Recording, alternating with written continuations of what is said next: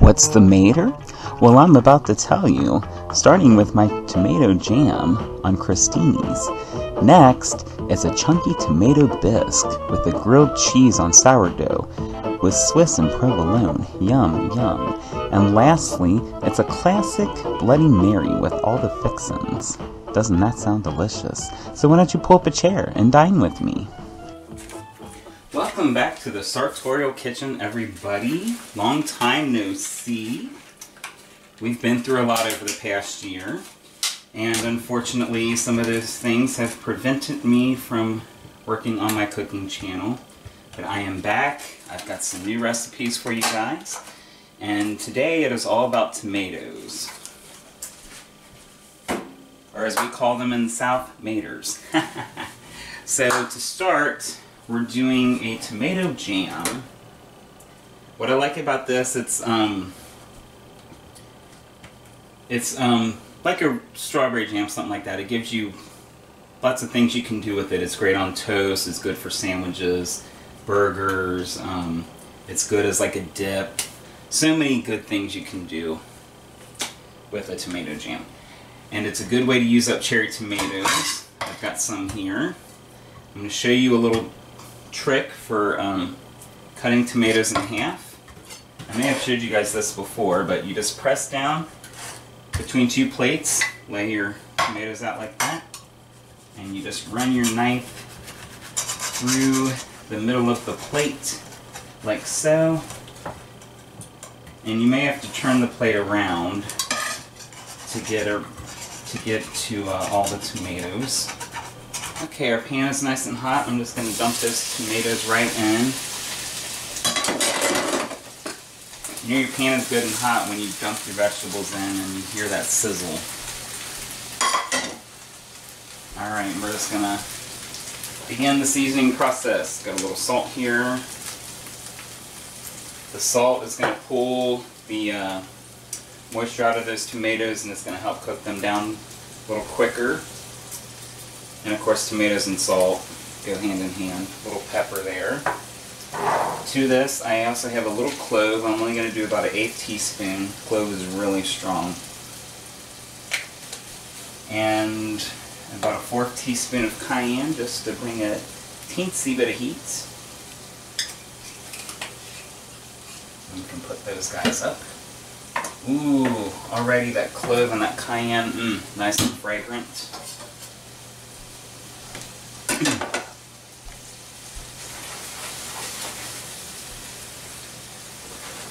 And you just want those tomatoes to get nice and soft. They're going to kind of burst. Got my little spoon here, so I'm going to give them a good stir. And you'll tell when they're ready. You can kind of push on them, and they don't give you a lot of pushback. You also see that the skins are going to kind of shrivel a little bit. So I'm just going to let that go. Get a nice cook on that. I've got some sugar here. We're going to need a little sugar, a little garlic. Can never go wrong with garlic. Some apple cider vinegar and a little lime juice. That's all you need. I'm also going to need my food processor, so I'm going to go ahead and get that out. Yes, and you're probably thinking to yourself, that is not his food processor. Ah, I got a new one. Santa was good to me this Christmas. I like this one. It's a little bigger. It holds more. I can do more with it. It's a lot quicker than my old one, so this is going to be great. I have all these lovely extra attachments that go with it. But I just need the blade. That is it. Set this aside. Those tomatoes are making lovely music, everybody. I love the sounds of the kitchen, and you can see they're starting to cook down nicely. I can kind of push down on them, and they just kind of mush. You don't want them too done. You want them just kind of done enough. All right, real quick. Little garlic. Woo-hoo-hoo. About a couple teaspoons. I'm going to let that cook down. That garlic needs a minute. I always add my garlic last because garlic will burn. Oh, and that garlic smells good with the clove and the cayenne. This is going to be delicious. Alright, some lime juice. I need a couple teaspoons of lime juice. I'm just going to kind of eyeball that. And then, of course, the apple cider vinegar. I also need about a couple tablespoons of that. Okay, that's looking good. Okay, give that a little stir. And we need some sugar. Some sugar. That's what's going to make it more of a jam. That sugar and that vinegar is going to cook down, and it's going to get nice and syrupy, like a little kind of pectin of sorts. And then you just also a couple tablespoons of sugar. It's a really easy recipe. It's a tablespoon. Really easy. And just one package of tomatoes, or if you've got tomatoes out of the garden, you can use them too. And then I'm just going to let that cook down. We're going to let those liquids reduce a little bit. In the meantime, I have some sourdough bread here, which I'm also going to be using for my grilled cheeses later. But I wanted something to have my jam with, so I've just got a few pieces here, and I'm going to throw them in my toaster oven. I've got a little rack here, and I'm just going to let them toast. I'm not going to do anything else to them because I want to really taste the jam.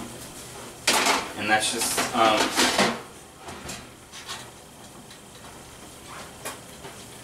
just on my toast setting, medium heat, for about 6 to 8 minutes. This is starting to reduce nicely. I love it. Those tomatoes, you got that bright red color. These are cooking down nicely. Our syrup is starting to reduce a little. I like the lime juice. It gives the tomatoes a nice fresh note. And then the vinegar and the sugar is really important for getting that jam. Okay, I'm going to turn this down. I'm going to let it cool just a little. It'll continue to reduce as it cools before I throw it in the processor here. Just going to clean up a little bit as I go. I like to clean as I go. I don't have fancy staff to clean up after me between commercials. Okay. This is, yeah, these tomatoes look great, everybody. Okay, now they're just going to go right into my food processor. And I'm just going to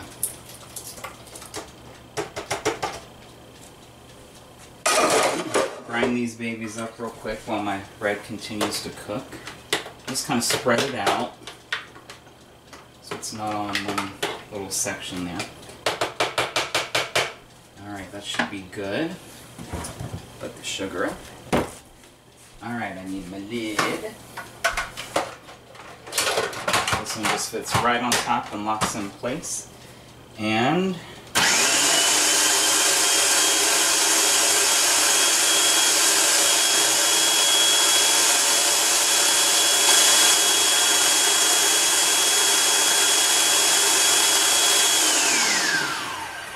alright, that has been going for a good while now. I'm just rinse our spoon off here. Oh yes. You can see now it has like a almost paste-like texture. Now if you want, you can throw this in a sterilized jar, lid it up, and it's good to go. You can eat it now as is, nice and warm, or just store it in the fridge and use as you go. I didn't feel like getting all my canning stuff out and doing all that. But when my harvest of cherry tomatoes come in, I get a lot. This is a great way to utilize them. You can also just take the tomatoes and pickle them, but this is a good way to utilize them. And my bread should be just about ready to come out. I'm going to check that. Alright, I got my bread here. Nice toasty piece of bread. And I'm just going to come in here with some of this jam. And I'm just going to plop it right on top. That bread is nice and warm. And you can just smell all those lovely flavors here. The garlic, the clove.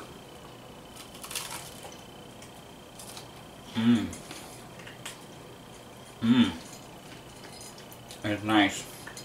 You have like the sweetness. Tomatoes are a little sweet naturally, cherry tomatoes. And the sugar. And all those flavors just kind of cook down. Oh, so good. So delicious. Next is going to be a chunky tomato bisque. Stay tuned. Alright guys, we are back and I'm moving on to my soup now. It is a chunky tomato bisque. It's going to be kind of velvety, but then you're going to have those good hearty vegetables in there. I'm just starting with an onion here. I've cut it in half and peeled, and I'm just dicing it. That's going to be the base of my soup. I've got my stock pot going here. I'm just going to throw in a little olive oil here.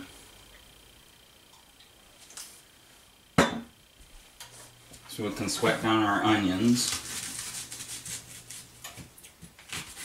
You guys have already seen me dice onions plenty of times, so I don't think I need to explain that again.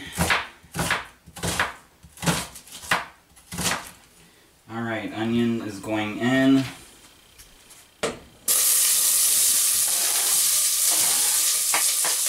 Alright. Uh-oh, we lost a few guys here. Pick those up and throw them in.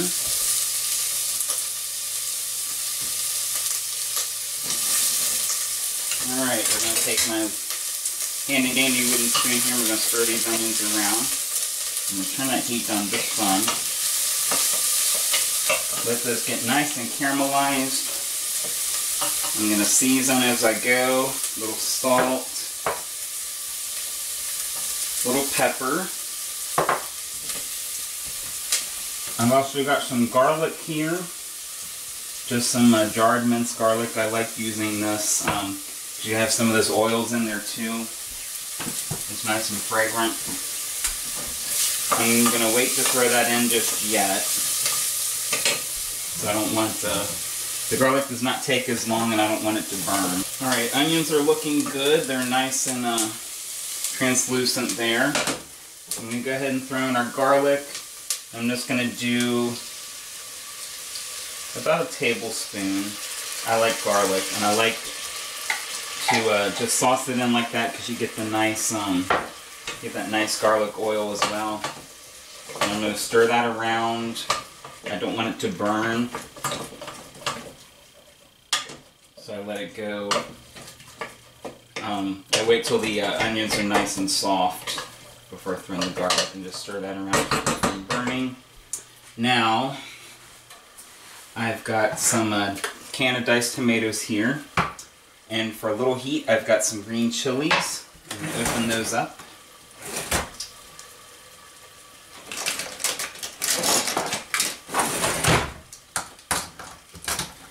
And normally I would drain, when I'm using canned goods I drain the liquid, but I actually want the liquid because that's going to give some body to my base here.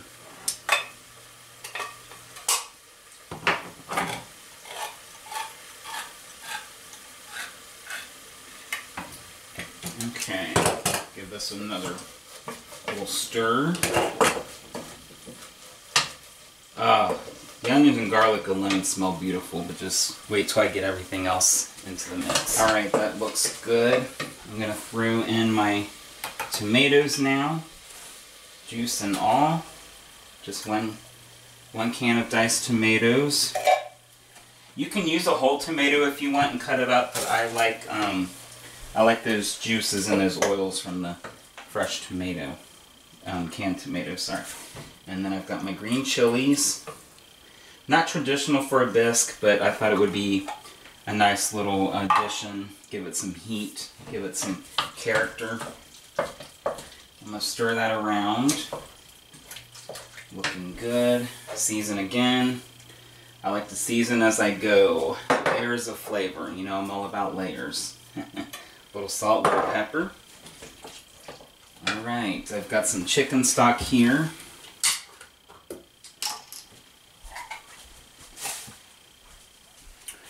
And it's just going to be a couple cups of chicken stock, so that's going to be about half this container here. I'm just going to kind of fill it up until my veggies are submerged. Alright, that's good. And tomato soup. Sometimes it's okay to use the canned ingredients. I like this because it's I use canned tomato soup quite a bit because it's already the consistency you want. It's great for making different sauces and soups. You just throw it in, and then it's equal parts liquid, and you're good to go. Give that a nice little stir. And I'm just going to wait for this to come to a boil. And then I'm going to finish it off with a little heavy cream, about half this container here. It's just going to make it nice and lush and velvety. And then you have a little texture from the vegetables. It's going to be nice. And to go with this, I'm going to be making some grilled cheese. Alright, grilled cheese time. I've got some more sourdough here that I am just spreading some of this garlic aioli I have on it. This is the rest of that sourdough loaf that I used for the tomato jam that we made earlier. And I know for grilled cheese, normally people use butter, but I like using mayonnaise-based things instead. The mayonnaise has a different melting temperature than the butter, so you have time for your cheese to get nice and bubbly before the bread gets too dark. Okay. And this is Kraft makes this. It's just a garlic flavored aioli. I love it. I use it for sandwiches. I use it for lots of different things. Let me get a little sheet here to keep from making a mess. I've got my cheeses out too. I have some provolone and some Swiss. I wanted something different since I was making the bisque instead of the traditional tomato soup. I wanted to do some different cheeses. So I'm going to lay these out face down. They're going to get nice and toasty. I'm going to cheese it up. I'm going to do, I think I'm just going to do one slice each of each cheese.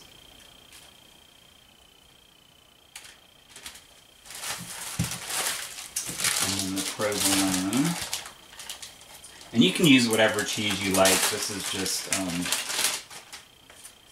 what I grabbed. I know American singles are traditional. Any kind of cheese that melts good, has a good melting quality to it. There's some of your harder, thicker cheeses are probably not going to be as good for the grilled cheese. And this I'm just going to stick in my toaster oven for probably about 10 minutes or so on a medium heat.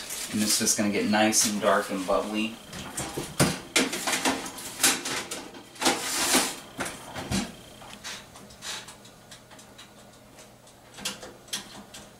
And I've got my toaster oven set to the toast feature. There's a bake feature, and it's a really nice little gadget. It takes less than a minute to preheat. I'm just going to clean up a little while that's going.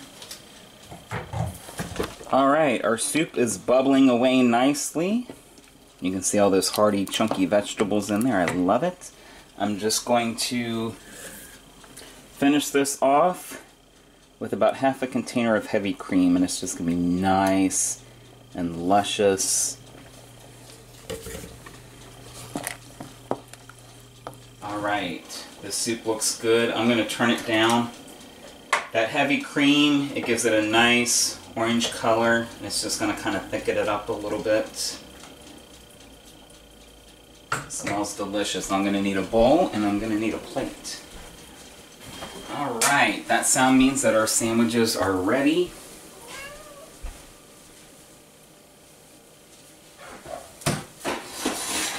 Oh yes. Look at these. The cheese is nice and bubbly on top. I've got a spatula here. I'm just going to flip these over.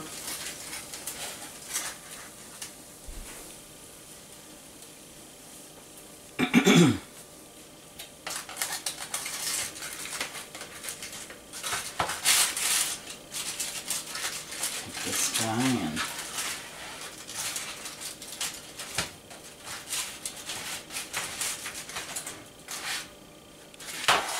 Alright, flip that right on over and onto my plate. Yum. Alright, and some soup. Sometimes I like to garnish this soup with a little fresh herbs, some basil, something like that. It is out of season right now, but it's still going to be a delicious soup regardless. I need a spoon. And here we go. Doesn't that look delicious? And I've got my sandwich here. Look at the color on that. Oh, nice. Nice golden brown. Alright. I'm going to dip into this sandwich first. I'm just going to give it a little dip into that soup. Mmm. Mmm. You can hear that crunch. Mmm. Yum. That ooey melty cheese, you get a little hint of that garlic aioli flavor. Sourdough's nice because it soaks up that broth, so you get a nice flavor. And then I'm just going to come in here and give this soup a little taste. It is nice and hot. You can see the steam coming off of it.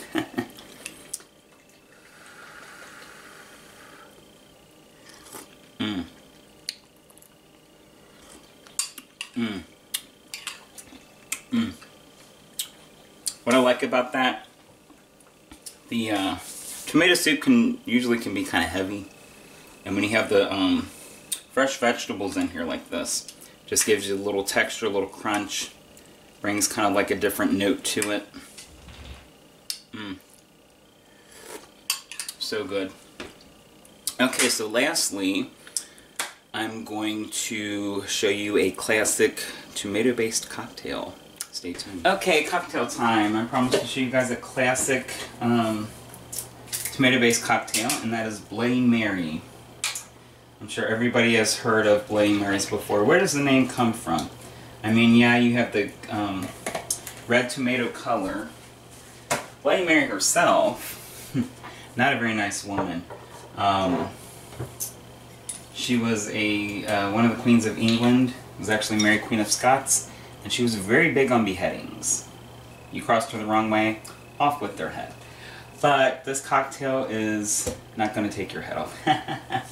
So I've just got, I'm making an individual portion. I've got just one container of tomato juice there, and I've got just some Smirnoff vodka here. I'm going to use the rest of this bottle. It's about 1/4 a cup. I don't want to make it too strong. And I like, Smirnoff's my favorite brand. Use whatever brand you like. Now some classic Bloody Mary ingredients here. Worcestershire, hot sauce, some lime juice. I'm going to start with the lime juice here. And I'm just going to do a few dashes of lime juice. The acidity kind of brightens and freshens up the tomato juice.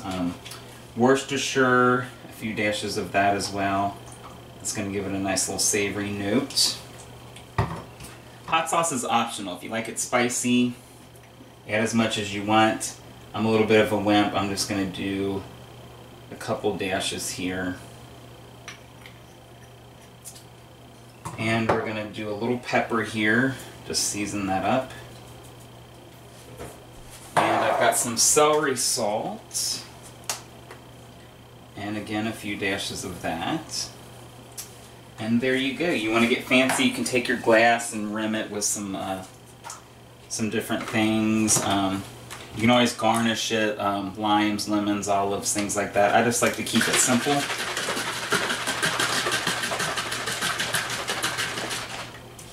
And we're just going to shake this up. Normally I would shake it up with a little ice. This is already pretty cold. I don't really think I need the ice. And we're just going to pour that out. And that is the perfect serving there. And cheers.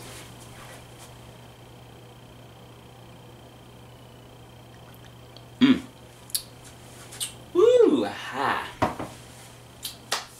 Nice. What I like about Bloody Marys is the tomato juice kind of makes you feel like you're being healthy, even though you're not.